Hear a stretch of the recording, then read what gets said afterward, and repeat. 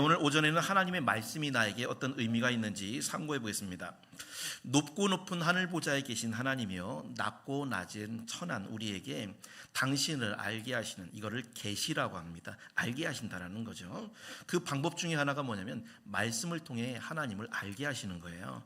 우리가 어떤 책의 내용을 보면 그 책을 지은, 저서를 지은 그 저자, 작가의 생각, 사상, 삶, 이것들을 우리가 알 수 있잖아요. 마찬가지로 하나님을 아는 가장 쉽고 좋은 방법 중에 하나가 뭐냐면 하나님께서 직접 말씀하신 하나님의 말씀을 우리가 가까이 하고 읽는 것입니다. 기독교는 말씀의 종교입니다. 말씀으로 온 우주 만물을 창조하셨고요, 말씀으로서 우리 인간이 살아갈 길과 올바른 방법을 알려주셨습니다. 믿음도 말씀을 들을 때 생긴다고 하였고요, 사도행전 10장 44절에 보면 말씀을 들을 때 성령이 내려오셔서 임하셨다고도 했습니다. 심지어 하나님이 우리를 찾아오실 때 성자 하나님께서 다른 모양이 아니라 말씀이 육신이 되어 우리 가운데 오실 정도로 우리의 신앙이라는 건 말씀과 떨어져서는 살 수가 없고, 말씀을 통해서 또 오늘날도 우리가 위로를 받고요, 힘도 얻고 지혜를 얻는 것입니다. 신앙의 선진들은 모두가 말씀과 함께 했는데요, 아브라함을 보면 창세기 12장 4절에 이에 아브라함이 여호와의 말씀을 따라갔고, 말씀을 따라갔답니다. 아브라함이. 출애굽의 영웅 모세를 보면 민수기 3장 16절에 모세가 여호와의 말씀을 따라 행하였고 라고 했습니다. 말씀을 따라서. 그러 우리가 신앙생활을 잘할 수 있게 되는 것은 간단한데요, 말씀을 따라서 가는 데까지는 가고요, 말씀이 멈추면 우리도 멈추면 되는 겁니다. 그러면 신앙생활을 잘할 수밖에 없게 되죠. 우리 교회가 올 한 해 전교인 성경 일독 프로그램을 우리가 진행하고 있는데, 왜 이 성경 읽기를 하냐면 우리가 육의 사람이 영의 사람으로 되는데 가장 좋은 것이 하나님의 말씀을 읽는 것과 기도입니다. 그래서 우리가 영의 사람이 되면 자꾸 인간적인 생각이 없어지게 되고요, 땅의 것보다 하늘의 것을 더 사모할 수 있는 사람이 되기 때문에 중요한 거예요. 과연 우리가 읽는 이제 말씀이 무엇인지 오늘 세 가지 교훈을 한번 상고해 보도록 하겠습니다. 첫째로, 하나님의 말씀은 살아있는 생명의 말씀이다라는 것입니다. 히브리서 4장 12절 말씀 한번 읽어보겠습니다. 시작. 하나님의 말씀은 살아있고 활력이 있어 좌우의 날선 어떤 검보다도 예리하여 혼과 영과 및 관절과 골수를 찔러 쪼개기까지 하며 또 마음의 생각과 뜻을 판단하나니. 아멘. 하나님의 말씀이 살아있다라는 게 왜 중요하냐? 지난번에도 말씀드렸지만 우리 육신은 죽은 것을 먹습니다. 살아있어도 우리 뱃속에 들어가면 다 위액이 녹아 죽게 되죠. 그래서 죽은 것을 먹기 때문에 우리 육신도 죽게 돼요. 그런데 우리의 영혼은요, 죽은 것을 먹지 않습니다. 영혼은 살아있는 것만 먹게 돼요. 이 세상에 수많은 말씀들이 있잖아요. 종교마다 말씀들, 경전이라고 하나요?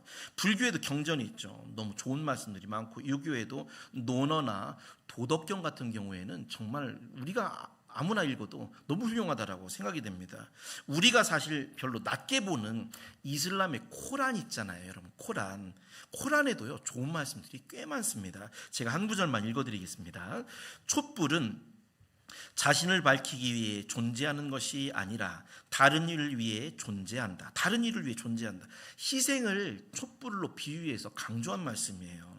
문제는 좋은 말씀들을 남긴 불교의 석가모니, 유교의 공자, 그리고 이슬람의 무함메드도 살아있지 않고 다 지금 죽었다라는 것입니다. 그래서 그 사람들이 남긴 말씀들을 영혼에 넣으면 이 세상에서 육신적으로는 그래도 올바르게 어느 정도는 살 수가 있어요. 그런데 이 말씀들은요, 죽음을 이기지는 못한다라는 겁니다. 그 말씀들을 우리의 영혼에 이렇게 집어넣잖아요. 그럼 그 영혼이 죽게 돼요. 살지는 못해요. 극복하지 못하는 거죠. 그런데 우리 예수님은 우리를 위해 십자가에 죽으셨다가 3일 만에 다시 부활하셔서 지금도 살아계시고 하나님의 보좌 우편에 우리를 위해 기도를 하고 계신다 그랬습니다. 그래서 주님의 말씀은요, 살아있는 분의 생명의 말씀이죠. 그래서 우리가 읽은 4장 히브리서 12절에 보면 하나님의 말씀은 분명히 살아있고라고 말하고 있다는 겁니다. 여러분, 하나님은 죽은 자의 하나님이 아니고 산 자의 하나님이다 그랬죠. 우리가 영원히 살아있기 위해서는 살아있는 생명의 말씀을 우리가 먹어야 된다라는 겁니다. 자, 그런데 여러분, 하나님도 살아있는 영혼에 관심이 있지만 마귀도 살아있는 영혼에 관심이 있고 살아있는 영혼을 건드리고 공격하는 거 여러분 아십니까? 살아있는 하나님의 말씀을 여러분이 지금도 잘 받아먹으면 영혼이 죽지 않고 살기 때문에 마귀는 그 살아있는 영혼을 공격하거나 시험을 들게 하는 거예요. 그래서 여러분이 인생을 살아가면서 마귀의 시험이나 공격이 있다는 건 기본적으로 그래도 내 영혼이 살아있기 때문에 마귀가 나를 공격하고 있구나, 이렇게 여러분 여기시면 되게 됩니다. 우리 화면 한번 보겠습니다. 제가 예전에 금산에서 사역할 때 그 교회 사택 옆에 길고양이 2마리를 제가 이렇게 기른 적이 있었어요. 근데 특별히 저 하얀 고양이, 오른쪽에 있는 하얀 고양이가 얼마나 예쁜지, 둘 다 수컷인데 간혹 저 하얀 고양이가 이제 제가 주인이니까 먹을 걸 챙겨주고 하니까 저를 좋아해서 고마웠던 모양이죠. 저를 주려고 작은 생쥐를 이렇게 잡아옵니다. 그런데 잡아올 때 죽여가지고 잡아오지 않고요, 거의 죽을락 말락 할 때 살아있는 쥐, 도망가지는 못하 그 쥐를 꼭 저기 잡아와요. 그리고 제 앞에 탁 던져놓고 저보고 먹으라고 이제 하는 거예요. 고양이 딴에는 얼마나 고마운 표현입니까? 만약에 이때 주인이, 제가 찾아보니까 주인이 아유 징그러워, 뭐야 이거 하고서 안 먹으면 고양이가 상처를 받는데요. 고양이가. 그래서 이 고양이 앞에서 먹는 신용을 해줘야 된대요. 여러분, 고양이가요 쥐를 얼마나 맛있게 먹는지 모릅니다. 고양이가 쥐를 먹을 때 씹어먹지도 않아요. 너무 맛있어서 꿀꺽하고 삼켜요. 정말 꿀꺽하고 너무 맛있게 먹는 거예요. 근데 그 좋아하는 쥐를 저에게 주는 거예요. 그러면 저는 이제 먹지 못하니까 앞에서 먹는 신용을 해야 되잖아요. 장갑을 끼고 입에 가까이 갔다가 뒤로 던지고서 맛있다 이렇게 하면 고양이가 그제서야 그걸 보고서 안심하고 돌아가요. 딴 데로 가는 거예요. 하루는 우연히 제가 생쥐를 잡아서, 지나가는 생쥐를 빗자루로 잡아가지고 죽여서, 죽은 생쥐를 쟤들이 고양이가 쥐를 너무 좋아하니까 고양이 앞에 이렇게 먹으라고, 방금 죽은 거니까 던져줬어요. 싱싱하니까. 그런데 저 고양이들이 그 쥐 냄새만 이렇게 킁킁 맡더니 먹지를 않는 거예요. 이상하다 하고 제가 인터넷 지식을 찾아봤더니 고양이가요 살아있는 것만 먹는답니다. 살아있을 때. 방금 전까지 생쥐가 살아있었잖아요. 그런데 죽었어요. 안 먹어요. 먹질 않아요. 신기하죠. 작년 여름에 제가 공원에 잠깐 간 일이 있었는데, 공원에 앉아서 저기 보니까 저쪽에서 작은 새 한 마리가 뭔가를 아주 큰 머리를 흔들면서 집중해서 뭘 하고 있어요. 그래서 제가 뭘 하나 이렇게 봤더니 매미를 그 입에 잡아가지고 매미를 붙잡아서 이리저리 때리고서 막 땅에다 맺히고 때리고, 그리고서 매미를 쪼아먹는 거예요. 그런데 신기한 건요, 그 새 옆에 입에 물어있는 매미보다 죽어있는 통통한 매미들이 잔뜩 있어요. 매미가 죽을 때였던 것 같아요. 통통한 매미들이 잔뜩 한데 이 새가 죽은 매미는 거들떠 보지도 않고 살아있는 매미, 작지만 살아있는 거를 입에 붙잡고 계속해서 때리고 결국 잡아먹더라고요. 여러분, 꼭 맞는 비유는 아니겠지만 마귀가 그 사람을 방해하고 공격하는 대상도 똑같다라는 겁니다. 살아있는 영혼만 공격하는 거예요.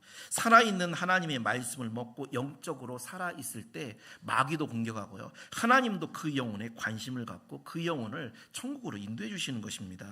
자, 그런데 살아있는 말씀을 먹어야 영혼이 살게 되는데, 오늘날 안타깝지만 우리 성도님들은 그러시지 않겠지만 오늘날 신자들 중에는 이 생명의 말씀을 너무 무관심하고 가치 없게 생각하는 경우가 많아요.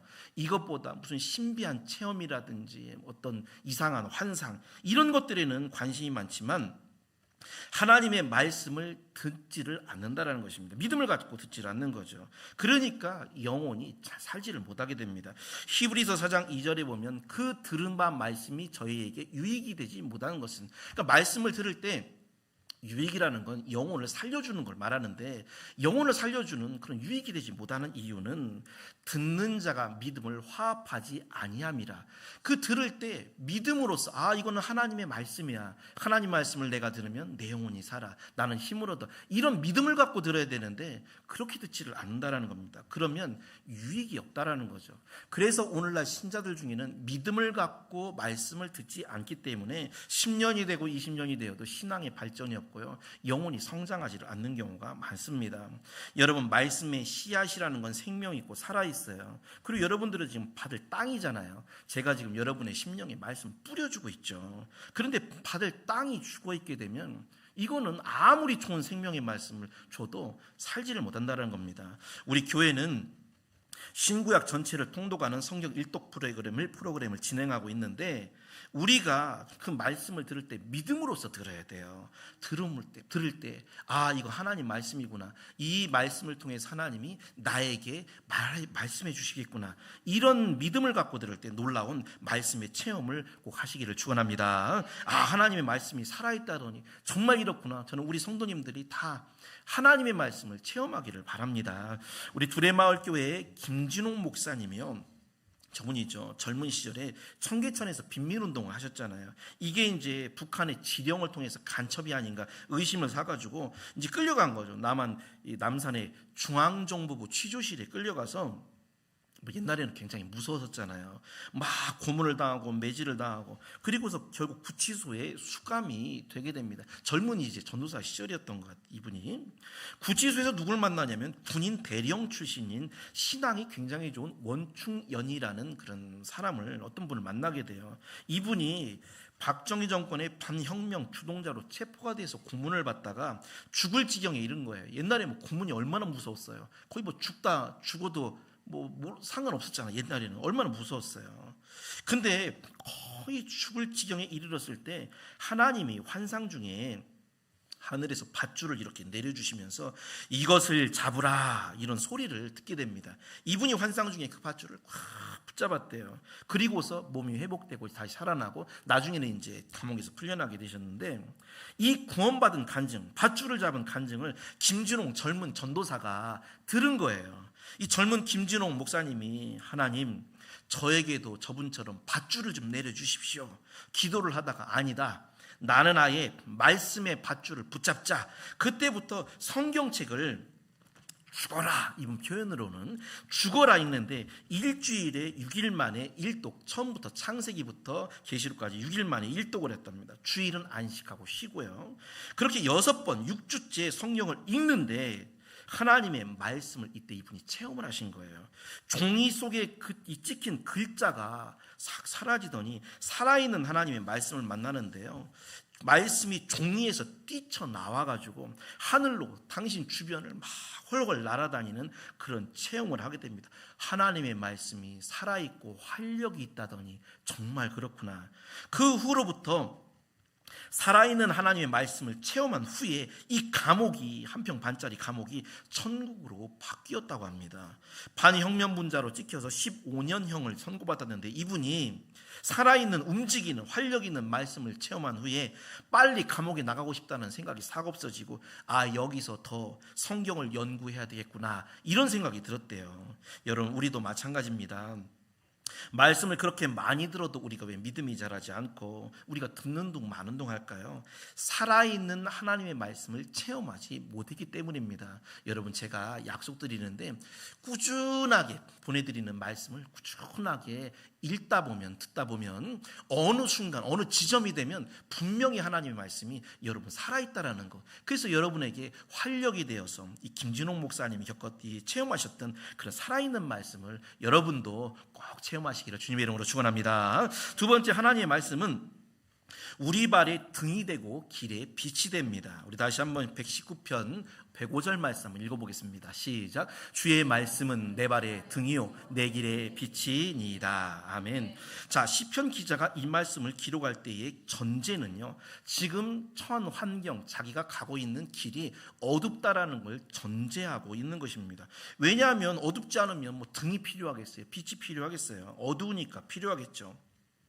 마찬가지로 우리가 사는 세상은 에베소 6장 12절 말씀처럼 이 어둠의 세상이다라고 우리는 전제를 해야 됩니다. 그래서 우리는 때때로 살면서 앞이 캄캄할 때가 있고요, 보이지 않을 때가 있어요. 그럴 때 필요한 게 바로 빛 대신 하나님의 말씀입니다. 말씀. 자, 우리가 살면서 정말 말씀이 필요할 때가 있죠. 간혹 성도님들이 목사님도 살면서 앞이 캄캄한 그런 적이 있었나요? 그렇게 질문하실 때가 있어요. 당연히 저도 많았죠. 많이 있었고요. 10수년 전에 지금 우리 둘째 아이가 지금 이제 고등학생인데 태어난 지 100일도 안 됐을 때 제가 사역할 교회가 없어서 7개월 동안 실업자 신세로 또 지냈던 적이 있습니다. 그 당시 저를 아무도 어느 교회에서도 불러주지 않는 저는 무직 목사였어요. 갈 데가 없는 그 무직 목사로서 이 목사가요 사역지가 없는 가장 밑바닥에 내려갔을 때 그 상황이었습니다. 앞이 보이지 않고 그 당시에 마음이 굉장히 낙심이 되었는데 그때 제가 놓지 않았던 꾸준히 했던 게 뭐냐면 말씀을 계속 읽는 거였어요. 암송하고 읽는 것.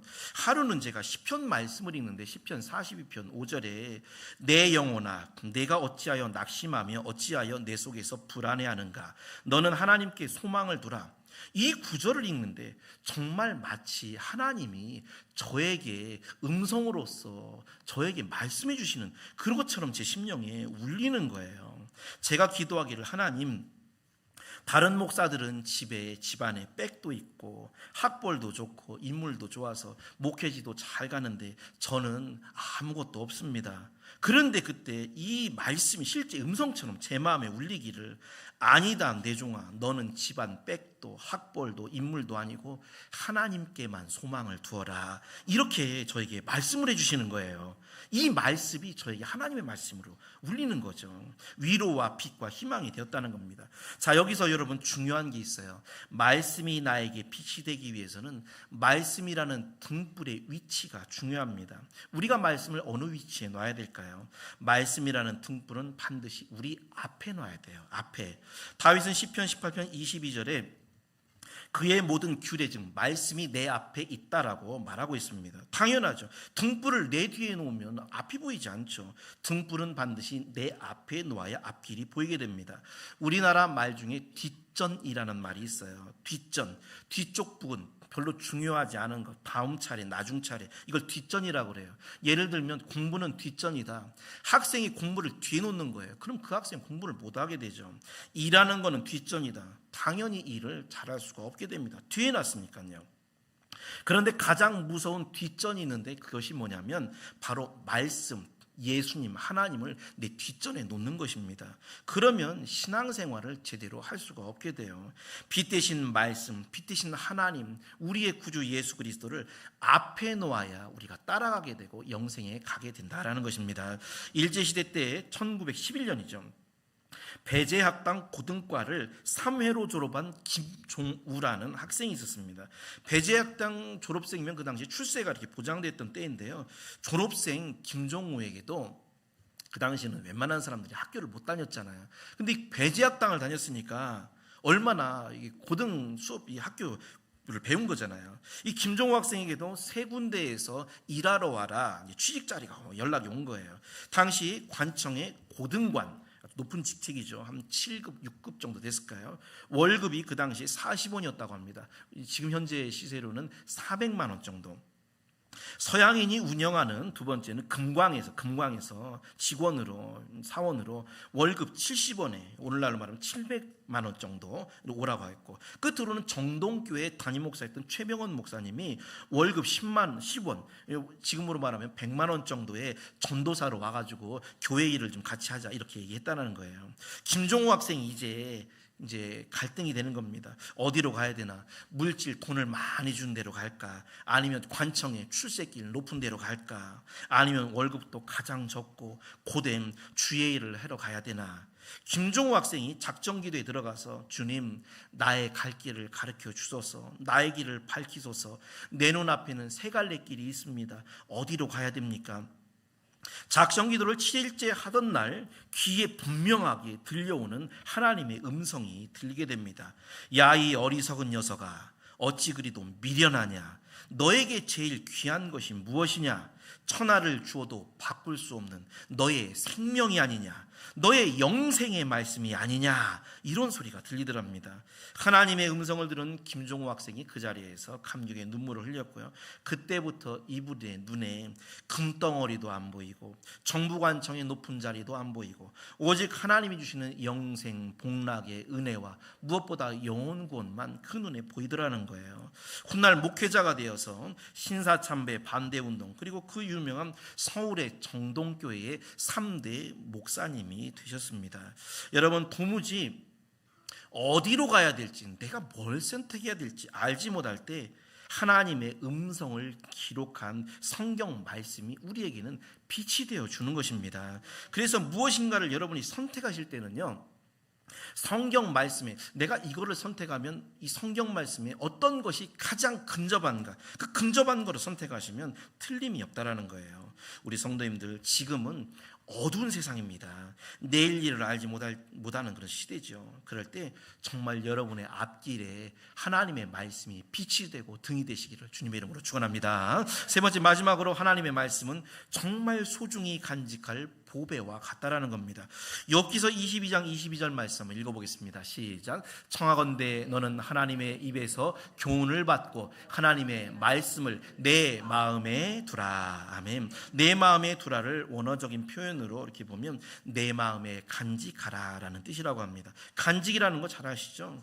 어떤 대상이나 물건을 너무 소중히 여기고 지켜서 빼앗기지 않도록 보관하는 걸 간직이라고 말합니다. 우리가 살면서 소중하게 간직해야 될 게 많은데, 좋은 기억들을 우리가 간직해야 되고요, 소중한 사람에게 받은 선물 또는 유품, 또 나에게 특별한 의미가 있는 것은 우리가 빼앗기지 말고 잃어버리지 말고 간직해야 됩니다. 그런데 우리가 인생을 살면서 하나님을 믿는 신자가 가장 소중하게 이 마음에 간직해야 될 것, 그것은 하나님의 말씀입니다. 말씀은 마음에 간직하는 거예요. 시편 119편 11절에 보면 내가 주께 범죄치 아니하려 하여 주의 말씀을 내 마음 가운데 두었나이다, 이렇게 말씀하고 있습니다. 말씀은요, 딴 데 두는 게 아니라 우리의 마음에 두고 빼앗기지 않게 하는 거예요. 성경에는 하나님의 말씀을 간직한 사람과 간직하지 못한 사람으로 구별이 됩니다. 우리 성도님들 가운데도 지금 말씀을 듣고 간직하고 돌아가는 분이 계시고, 간직하지 못하고 다 잊어버리고 돌아가시는 분도 계실 거예요. 그래서는 안 되겠죠. 창세기의 아담과 하와가 하나님 말씀을 간직하지 못했습니다. 선악과는 먹지 말아라 그랬죠. 그런데 범죄에서 에덴 동산에서 쫓겨나게 됩니다. 이 뭘 의미하냐면, 말씀을 지키지 못하고 뺏겨버린 사람, 잃어버린 신자는 천국 에덴 동산에서 쫓겨나는 신세가 된다는 걸 의미해요. 사사기의 삼손이 말씀을 간직하지 못했죠. 나실인으로서 해서는 안 될 일들을 하잖아요. 범죄하고 블레셋 사람들의 노예가 되고 맷돌을 돌리다 결국 비참하게 죽게 됩니다. 마찬가지로 말씀을 지키지 못하고 잃어버리게 되면 마귀의 노예가 되어 살다가 비참하게 영영이 죽게 되는 거예요. 구약의 사울왕이 말씀을 지키지 못하고 왕관을 빼앗기게 되죠. 왕좌에서 쫓겨나게 됩니다. 마찬가지로 말씀을 간직하지 못한 신자는 왕 같은 제사장이 되기는커녕 천국의 면류관을 빼앗기게 되죠. 여러분, 하나님의 말씀을 우리가 잃어버리게 되면 간직하지 못하기 때문에 잃어버리는 거잖아요. 그러면 마귀에게 반드시 지게 되고요, 그리고 결국 그 영혼은 망하게 되는 것입니다. 반대로 주님께서는 누가복음 9장 44절에 이 말을 너희 귀에 담아두라, 이렇게 말씀하셨습니다. 이 시간도 여러분이 귀에 담아두셔야 돼요. 창세기 30장 11절에 우리 화면 한번 보겠습니다. 아들 요셉의 꿈 이야기를 듣죠. 다른 가족들은 다 마음에 두지 않았어요. 근데 그 아버지 야곱이, 그의 아버지는 그 말을 간직해 두었더라. 그 아버지만 간직해 두었어요. 누가복음 2장 51절에 안나와 시므온의 말을 들었던 예수님의 그 어머니는 이 모든 말을 마음에 두니라, 간직했던 거예요. 여러분, 하나님의 말씀을 잘 간직하는 사람, 또 간직하지 못한 사람, 이렇게 구별이 되는 건데, 우리 성도님들은 말씀을 잘 간직하시기를 축원합니다. 우리가 마지막으로 간직하는 좋은 방법이 있어요. 그것은 말씀을 읽고 머리로 깊이 묵상하고 외우고 암송하는 방법입니다. 초대 교회 때부터 2000년도 넘었죠. 내려오는 가장 고전적인 하나님의 말씀을 간직하는 좋은 방법이 뭐냐면, 먼저는 이 초대교 교인들이요, 말씀을 작은 소리로 읊조린대요. 그리고 반복하고 암송하는 것이었다고 합니다. 그래서 반복하고 읊조리고 말로 하고 암송하는 것, 이게 간직하는 좋은 방법이었다고 그래요. 예전에 유학을 공부했던 우리 조상들이 천자문을 시작해서 소학을 시작으로 유교경전 공부했는데, 우리가 드라마나 그런 데서 보면 아이들이 하늘 천 따지 하면 뒤에서 따라하잖아요. 입으로 하잖아요. 이게 입으로 읽고 외우게 하는 암기였다고 합니다. 우리네 조상들이 유교 경전을 얼마나 많이 읽고 외웠는지, 아마도 그 조상들이 지금 시대에 살았다면 성경을 이렇게 많이 읽고 외웠겠죠. 조선시대 선비 중에 김득신이라는 사람이 있습니다. 이 사람이 나왔는데요, 이 사람이 독서광이었다고 그래요. 증평에 가면, 충북 증평에 가면 김득신 문학관이 있어요. 이분이 책을 너무 독서를 많이 해서 이제 독서 많이 하라고 저분 유품을 이렇게 해서 기념관을 이렇게 만들어 놨더라고요. 언제 한번 같이 가시면 좋을 것 같습니다. 이분의 책 중에 그가 읽은 책 몇 번 읽었나를 기록해 놓은 고문 36독수기라는 그 책에 보면 자기가 몇 번 책을 읽었냐를 자세하게 이분이 기록해 놨습니다. 이분이 이렇게 머리가 사실 별로 안 좋으셨대요. 외워지지도 않고, 그래서 택한 방법이 반복해서 책을 많이 읽는 거였다고 합니다. 이분이 머리는 좀 좋지 않으셨는데 60살이 되어서야 간신히 과거에 급제를 하고 늦깎이로 이제 벼슬길에 올랐다고 합니다. 근데 나중에 높은 벼슬 자리까지 이렇게 오르셨더라고요. 60세 관직에 들어간 거죠. 이분이 이제 그 책에 보면 중국의 사마천이 지은 사기의 한 부분인 백이전, 그러니까 백이와 숙제, 고사리 먹고 나중에는 그 절기를 지키다가 죽은 이야기 있잖아요. 백이전, 이걸 너무 좋아해가지고 몇 번을 읽었냐면 11만 1천 번을 읽었다고 합니다. 그 백이전 부분을. 한유의 횡린의 사설이라는 책은 13,000번을 읽었고요. 악어문이라는 책은 14,000번, 노자전이라는 책은 2만 번을 읽었고요. 능허대기라는 책은 25,000번을 읽었고요. 귀신장이라는 책은 18,000번을 읽었고요. 목가산기라는 책은 2만 번을 읽었고요. 중용의 서문과 보장망이라는 책은 각각 2만 번씩을 읽었답니다. 2만 번. 이 정도는 아니더라도 그 당시 조선시대에 살던 선비들은요, 기본 1000번 이상의 책을 읽었다고 그래요. 연산군에게 죽임을 당한 김일손이라는 사람이 있어요. 김일손. 이 사람이 이제 그 당시 약관의 나이로 어린 나이에 장원급제를 해가지고 관직에 일찍 이제 올라간 사람인데, 이 사람이 한유의 문장을 1000번을 읽었답니다. 1000번. 노수신이라는 사람은 논어와 투시, 두보의 시를 2000번 읽었고요. 최립이라는 사람은 한서, 이것도 굉장히 큰 책인데 5000번을 읽었답니다. 5000번. 차운루라는 사람은 주역도 굉장히 많죠. 그걸 5000번을 읽었답니다. 어우야담의 주인공인 유몽이라는 사람은 장자도 꽤 많죠. 이거를 1000번을 읽었대요. 옛날 사람이 옛날 말에 한 권의 책을 100번을 읽으면 그 책의 뜻을 깨닫게 되고 200번을 읽으면 그 책의 내용을 암송한다, 이런 말이 있습니다. 저는 이 이야기를 읽으면서 목회자인 내가 과연 얼마나 나는 하나님의 말씀을 이렇게 읽고 통독하고 외우고 있는가, 굉장히 부끄러운 마음이 들었습니다. 우리 성도님들, 우리가 10,000번, 11만 번 이렇게 성경을 읽을 수는 없죠. 그러나 1년에 1독을 목표로 꾸준히 매일매일 하나님의 말씀을 가까이 하시면 분명히 하나님의 은혜, 하나님의 음성을 듣고 하나님의 체험을 하고 하나님의 축복이 그 말씀을 통해 우리 성도님들에게 임하게 되심을 주님을 믿으시기를 주님의 이름으로 축원합니다. 결론적으로 올 한 해 우리가 해야 될 경건 생활 중에 으뜸은 하나님 말씀을 자꾸 가까이 하는 거예요. 그래서 여러분, 설거지 하실 때 코앞에도 말씀을 붙여놓으시고, 차 탈 때 차 시동 걸면 무조건 말씀이 틀어지게 하고, 잠잘 때도 작은 라디오로 말씀을 듣고 계속 말씀으로 살면 정말 제가 보장하는데 어느 시점에 가면 말씀의 체험을 하게 되고 말씀을 통해 하나님의 축복을 주실 것입니다. 하나님의 말씀이 왜 중요합니까? 첫째로 하나님 말씀은 살아있기 때문에, 생명이 있기 때문에. 육신은 죽은 것만 먹기 때문에 죽지만 우리의 속에 있는 영혼은 생명 있는 하나님의 말씀을 들어야 이게 영혼이 살게 되고요, 영원한 천국에 들어가게 되는 것입니다. 이 세상에 말씀들이 많지만 살아있는 말씀은 성경 하나뿐입니다. 둘째, 하나님의 말씀은 우리의 발의 등이 되고 빛이 됩니다. 아무리 어두운 상황, 정말로 깜깜한 앞이 보이지 않는 상황이 있을 때 무조건 말씀 파세요. 말씀을 읽으셔야 돼요. 그러면 반드시 그 등불, 하나님이 등불이 되어주셔서 여러분에게 길을 열어주시게 됩니다. 마지막으로 말씀은 소중히 간직해야 될 보화와 같습니다. 이 마음속에 간직한 말씀, 이 세상 어떤 보화보다도 여러분에게 소중한 보배가 되고 축복이 될 거예요. 우리 성도님들, 어둠의 세상을 살아가는 우리 모두가 매일매일 살아계신 하나님의 말씀을 듣고 읽고 발걸음에 빛을 삼으시고 그 말씀을 소중히 하루 동안 또 매일매일의 말씀을 마음속에 간직하셔서 정말 말씀을 통해 축복받는 우리 모든 성도들이 되시기를 주님의 이름으로 축원드립니다.